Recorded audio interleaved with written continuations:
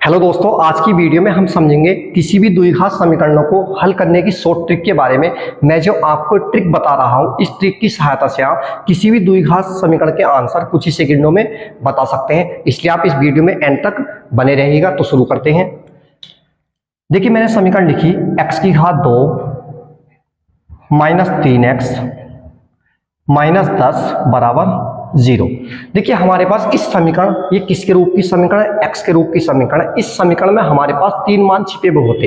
एक तो होता हमारे पास इसमें a का मान, एक होगा b का मान और एक होगा हमारे पास c का मान, यानी कि तीन मान होते हैं हमारे पास। आपने एक समीकरण पढ़ी होगी ax² + bx + c बराबर 0। हम इनसे तुलना कर करके a b c के मान निकाल लेते थे।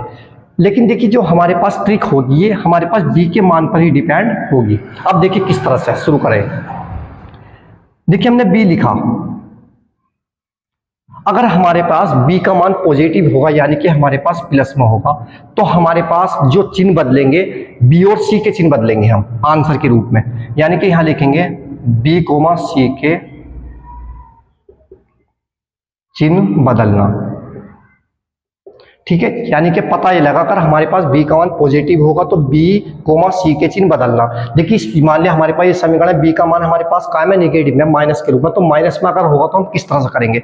देखिए, अगर माइनस में हमारे पास होगा b का मान, तो लिखेंगे हम b का चिन्ह बदलते हैं हम मात्र। क्या लिखेंगे? b का चिन्ह बदलना। हम इसमें क्या करेंगे? b का ही चिन्ह बदलेंगे। अब देखिए किस तरह से हमारे पास ट्रिक काम करती है। देखिए, हमें पता लगा इसमें हमारे पास a का मान पहला वाला होता, b का दूसरा होता और c का तीसरा। तो हमारी जो डिपेंडेंट ट्रिक काय पर है? b के मान पर है। तो b का मान अगर हमारे पास देखिए निगेटिव है, तो हम क्या करते हैं? सबसे पहले b के मान में क्या होगा? b का चिन्ह बदलना।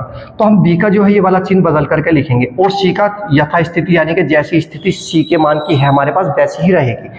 तो देखिए, यहाँ माइनस तो हम लिखेंगे प्लस, और यहाँ हमारे पास क्या है? माइनस है, तो माइनस का माइनस ये हमारा रहेगा, क्योंकि लिखा हुआ हमारे पास ट्रिक के रूप में b का चिन्ह बदलना, मात्र b का ही चिन्ह बदलना होगा, c से हमारा कोई मतलब नहीं इसमें, माइनस चिन्ह होने पर। अब देखिए, इसके बाद में हम क्या करेंगे? जो हमारे पास c का मान दिया हुआ 10, इसके हम दो फैक्टर करते हैं कि इनकी गुणा करें तो हमारे पास कितना आवे? 10 आवे। और यहाँ माइनस का चिन्ह उन्हें घटा में, तो हमारे पास कितना आना चाहिए? ये वाला 3। तो देखिए, 10 के दो फैक्टर अगर हम 5 माइनस कितना करते हैं? 2 करते हैं, तो 5 दूनी कितनी? 5 में से हम 2 घटाएंगे, कितना बचेगा आपका? 3 बचेगा। और जब 5 की 2 से हम गुणा करते हैं, कितना आएगा आपका? 5 दूनी 10। यानी कि इसके हमारे पास दो फैक्टर मिले। क्या मिला? एक तो 5 मिला हमें, दूसरा क्या मिला हमारे पास? 2। अगर आप 5 में से 2 घटाते तो कितना आ रहा है आपका? 3, क्योंकि यहाँ माइनस चिन्ह तो घटाने पर आएगा, और यहाँ प्लस होता तो हमारे पास काय पर आता? जोड़ने पर। तो देखिए, अब हम क्या करेंगे? जो हमारे पास दो फैक्टर मिले हैं हमें, उसमें जो हमारे पास बड़ा फैक्टर होगा, यानी कि 5, उसे हम पहले वाले यहाँ लिखेंगे, बड़ी संख्या को। ठीक है, और जो हमारे पास छोटा होगा उसे कहाँ लिखेंगे? हम यहाँ। तो देखिए, ये क्या आएगा आपका? इसका आंसर निकल करके, क्योंकि प्रश्न में क्या पूछा था? प्रश्न में कहा था निम्नलिखित द्विघात समीकरण के मूल ज्ञात कीजिए, या फिर शून्य ज्ञात कीजिए, या फिर समीकरण को हल कीजिए। इस तरह से आया था, द्विघात समीकरण को हल कीजिए। जब द्विघात समीकरण है तो हमारे उसके दो ही आंसर होंगे। 3 घात की समीकरण होती है, 3 आंसर। 4 घात की समीकरण होगी, कितने आंसर होंगे? उसके 4 आंसर होंगे। तो इसमें हमारे पास इसके आंसर क्या है? प्लस के 5 और माइनस के 2। देखिए, एक समीकरण वो लेते हैं अब हम, जैसे कि मैंने लिखा x की घात 2 माइनस के 7x माइनस के 60 बराबर 0। देखिए, अब इसमें भी हमारे पास b के मान पर ही डिपेंड होगा। अब b का मान हमारे पास काय के रूप में? माइनस के रूप में। तो क्या होगा? जब b का मान हमारे पास माइनस में होगा तो b का चिन्ह बदलेंगे हम, c से कोई मतलब नहीं हमारा। c का चिन्ह यथास्थिति, यानी कि जैसा चिन्ह हमारा होगा वैसा ही रहेगा। तो देखिए, यहाँ हमारे पास माइनस चिन्ह, इसे हम क्या करेंगे? प्लस कर देंगे। और यहाँ हमारे पास माइनस चिन्ह, तो कैसा चिन्ह रहेगा? हमारे पास माइनस ही रहेगा। अब देखिए, हम इसके बाद में क्या करते हैं? जो हमारे पास ये c का मान दिया हुआ होता, इसके हम दो फैक्टर करते हैं, यानी कि हमारे पास कितना है? 60 है, कि उनकी गुणा करें आपस में दोनों फैक्टरों की, तो कितना आवे? 60 आवे। और उन्हें हम क्या करें? माइनस करें, घटा में आपस में, तो कितना आवे हमारे पास? 7 आवे। तो देखिए, क्या हो सकते हैं हमारे पास? यानी कि देखिए, अगर आप 12 में से 5 घटाएंगे तो कितना बचेगा? 12 में से 5 घटा 7 बचा, जो कि हमारे कंडीशन में कहा गया है। और अगर हम 12 की 5 से गुणा करेंगे तो कितना आएगा आपका? 12 पंचे 60 आएगा। तो इसमें हमें भी दो फैक्टर पता लगे, एक तो हमारे पास 12 हो गया, दूसरा क्या हुआ? 5 हुआ। तो बड़ी संख्या हमारे पास कितनी है इसमें? 12। तो बड़ी संख्या लिखेंगे हम यहाँ 12, और छोटी संख्या कितनी है? 5, तो 5 लिखेंगे हम यहाँ। तो देखिए, इसके हमारे पास कौन कौन से मूल निकल कर आए? प्लस के 12 और माइनस के 12। देखिए, एक समीकरण और लेते हैं आगे।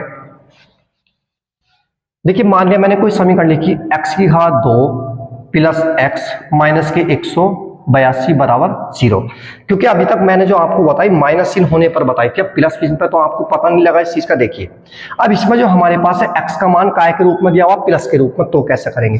देखिए प्लस वाली कंडीशन अगर हमारे पास होगी तो लिखा हुआ है b, c के चिन्ह बदलना, b और c के चिन्ह हम क्या करेंगे इसमें बदल लेंगे। यानी कि हमारे पास देखिए यहाँ प्लस था तो काय का निशान आएगा हमारे पास माइनस का, इसी तरह से यहाँ माइनस है तो हमारे पास क्या आएगा प्लस का, यानी कि अपोजिट हो, यानी माइनस है तो प्लस, प्लस है तो माइनस। कब? जब हमारे पास b का मान कायम होगा प्लस के रूप में, तो b, c के चिन्ह बदल देंगे। अब देखिए इसके बाद में जो हमारे पास 182 दिया हुआ, हमें इसके क्या करने, दो फैक्टर करने कि उनकी गुणा करें तो हमारे पास कितना आवे, 182 आवे।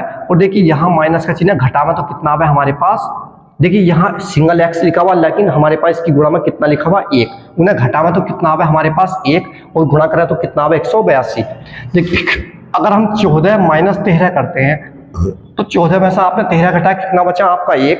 अब इनकी गुणा करके देखते हैं, 14 गुणा कितना 13, तो 14 की 13 से गुणा करेंगे, 13 चौका 52 का 2 हासिल 5, 13 और 5 कितना हो गया 18, यानी कि कितना आपका 182। यानी कि हमें इसके दो फैक्टर मिल गए 182 के, दो हिस्सों में अलग अलग बांट दिया हमने कि उनकी गुणा कर रहे हैं तो कितना हो रहा है 182 हो रहा है, उन्हें आपस में घटा रहा है तो कितना बच गया हमारा 1।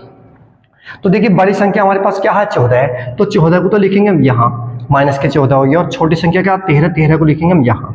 तो देखिए ये क्या आएगा, इसके मूल निकल करके।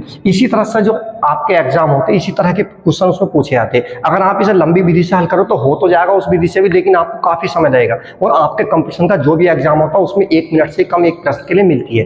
तो इसलिए आप इस ट्रिक को बहुत ही अच्छी तरह समझे होंगे। और आपको वीडियो पसंद आए तो वीडियो को लाइक करें, शेयर करें, कमेंट्स करें, चैनल को जरूर सब्सक्राइब करें। नेक्स्ट वीडियो में आपसे मिलते हैं, जब तक के लिए बाय, धन्यवाद।